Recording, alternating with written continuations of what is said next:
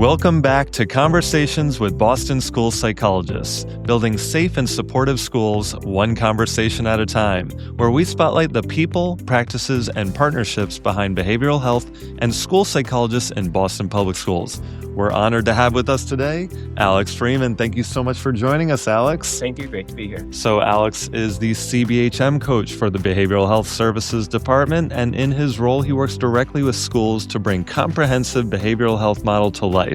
And so he is supporting principals, teachers, and school-based teams in creating safe, supportive learning environments. But his impact doesn't just stop there. Alex is also playing a key role in developing and mentoring Boston's school psychologists, helping them expand beyond traditional roles to become leaders in school climate, equity, and student well-being. From coaching around tiered supports and database decision-making to guiding new school psychologists in navigating complex school systems, Alex is helping shape the next generation of leaders in behavioral health across BPS.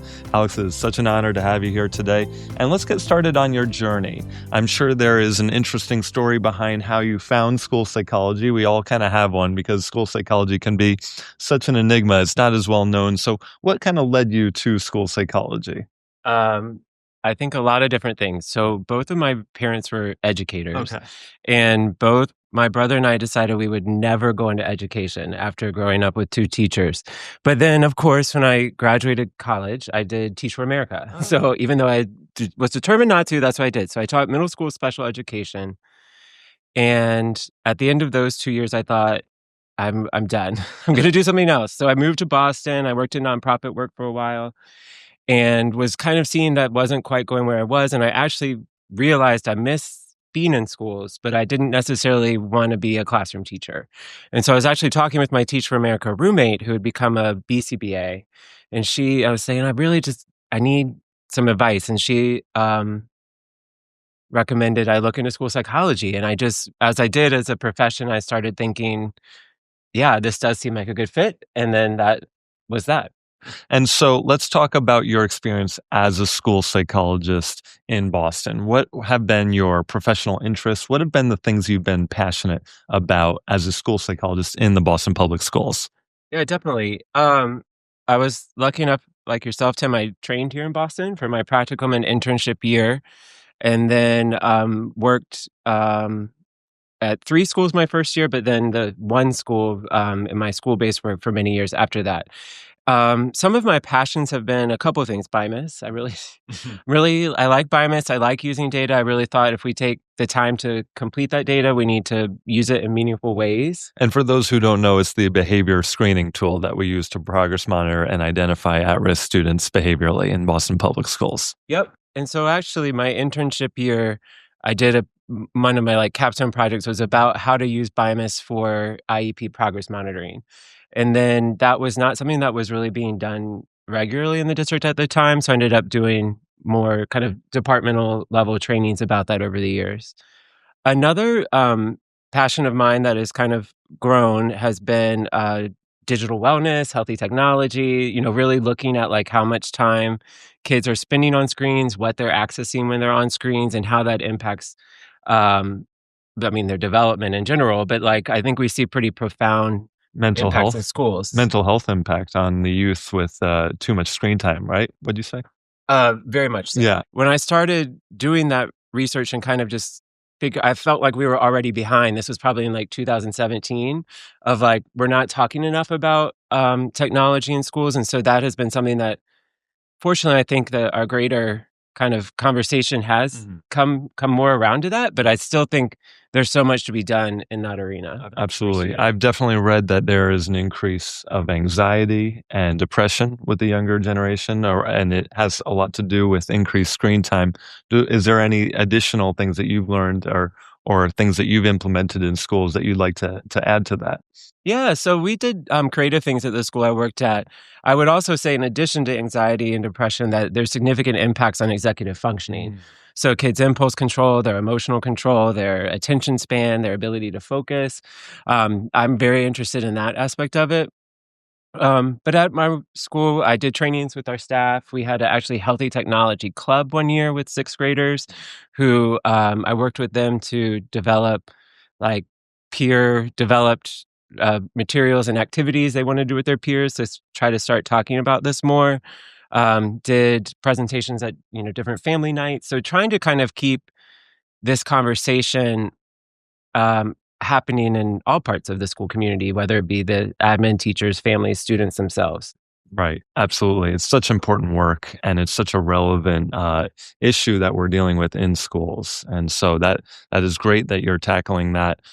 We've heard a lot in earlier podcasts about how school psychologists have an expanded role. We're not just doing testing in the Boston public schools. We're branching out into things like PBIS, into things like counseling, interventions, and different passion projects, such as helping students and families around the issues of screen time. And so, do you want to talk about what the expanded role has looked like in practice for you? Yeah, I've been really fortunate, I think, to get to do a lot of different things in my work.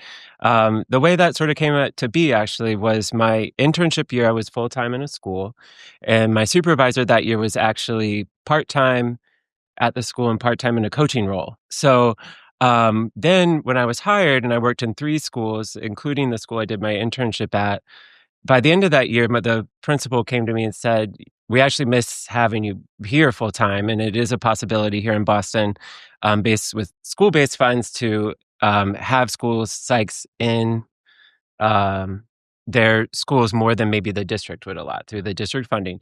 So then that meant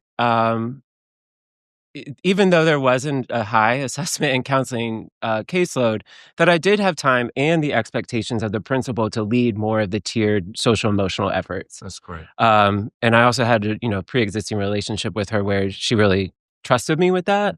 So, was there like a committee that you chaired? Was there like a PBIS chair or something that you did? We had a CBHM team. CBHM Yeah. team. So, schools call that any different Right. number Yeah. of Yeah. things, For but sure. we called it the CBHM team. And at that time, that was really focused on implementation of the BIMIS, the implementation with fidelity of our SEL curriculum, having the sort of culturally responsive PBIS framework. And so we really just kind of followed the resources that this department had created at this time to try to um, make that a reality at the school. And we really, over years, were very successful in doing a lot of that.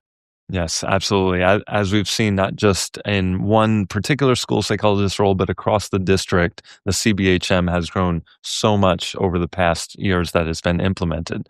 Absolutely. Now, you've also taken on a leadership role, and I want to hear a little bit more about how that's evolved in your professional growth and what that looks like as your day-to-day job as a now leader in the behavioral health services. Yeah. The way that evolved was a couple years into my career, I started supervising. So I thought, I'm here full time. We've got these kind of great, tiered things going on. We've got real buy-in from the staff. I was ready to do even more with university students. So for several years, I did that, and then ultimately started supervising our university supervision committee. So that's a committee of all the supervisors here in the BHS department. And so that was a way, I think, as within the department, beyond providing different trainings, we all have opportunities to provide trainings to each other, but to assume more of a leadership role in supporting our university students, which has grown a lot of how many students we train, and I think it's also grown in how well we train them, I hope. So now I am the instructional coach. So I really feel like a lot of the skills I had as a supervisor, but then also the role I was able to play at my school has really led into having kind of a diverse skill set that can then apply to my colleagues. So I provide a variety of tiered coaching supports within the department. That's awesome. That is fantastic. So, do you want to talk a little bit more about some of the initiatives that you've worked on as a leader in the department? Well, I think one is just continuing to evolve our training program. Yes. So both in numbers, but then how we train and support our supervisors and being better supervisors. Um, I would also like to say, I think as a department, we have grown in our capacity around healthy technology use. But then also, even as we are here today, we're actually at a training where we're talking a lot about AI and how do we as school psychs continue to keep up to date with technology in ways that make us more effective and more efficient. I'm obviously pleased to see like the continued utilization and searching for the word, sort of continuing to evolve how we implement and use the BIMAS.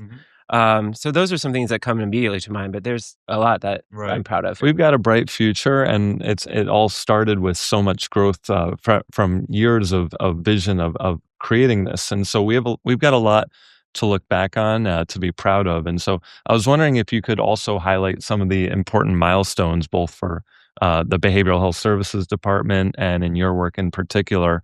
What would you say has been making a significant difference in the lives of students, in the lives of families, in the lives of the community?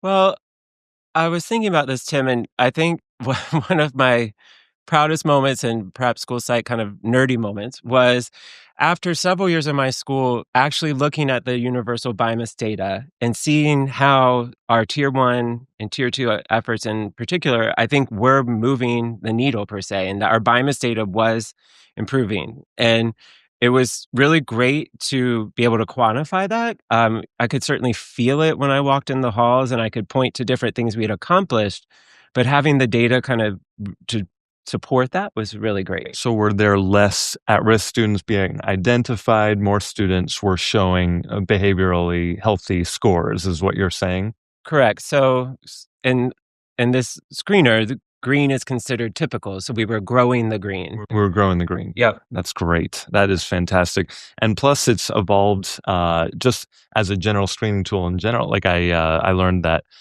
it started out with just 10 schools, and now it's in every single school in the Boston Public Schools. Correct. That's amazing. That's fantastic. So a lot of important milestones, a lot to be proud of here in BPS. And so I also wanted to ask some hard-hitting questions. So Diet Coke or Coke Zero? Coke Zero. We were talking about this earlier. Coke Zero. I will definitely drink a Diet Coke, Okay. but if I have a choice. It's clearly Coke Zero. Got it. And do you have any fun facts? I've been skydiving before. That's on awesome. a whim. Where? You can believe it. In North Carolina. Nice. My friend and I were at the beach, and we woke up one day, and she said, I want to do something fun today. And I was like, okay, whatever. And she said, skydiving. But she kind of said it more as a joke, but then we just went up to each other until we were literally jumping out of a plane. I feel like that's the best way to do it, because then you're not nervous the night before. We didn't have time to be nervous. Yeah, you just go. I love that. So we're going to end on one final question, which is, what keeps you hopeful? In a time when school mental health is so needed and often under-resourced, what motivates you to keep pushing forward?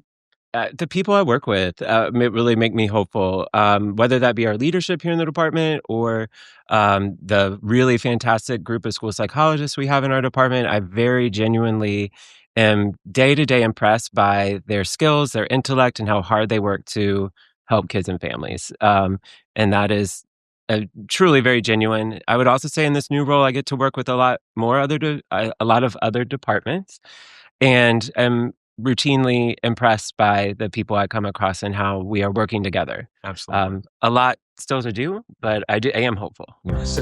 Well, thank you so much, Alex, for joining us. This was such a pleasure to have you on here. And thank you to the viewer for watching Conversations with Boston School Psychologists, building safe and supportive schools, one conversation at a time. Please follow us on our socials, Boston School Psychs, and visit our website, bostonschoolpsychs.com, to learn more about our work. And join our next conversation to learn more about resources and tips for creating safe and supportive schools. Thank you so much. Thank you.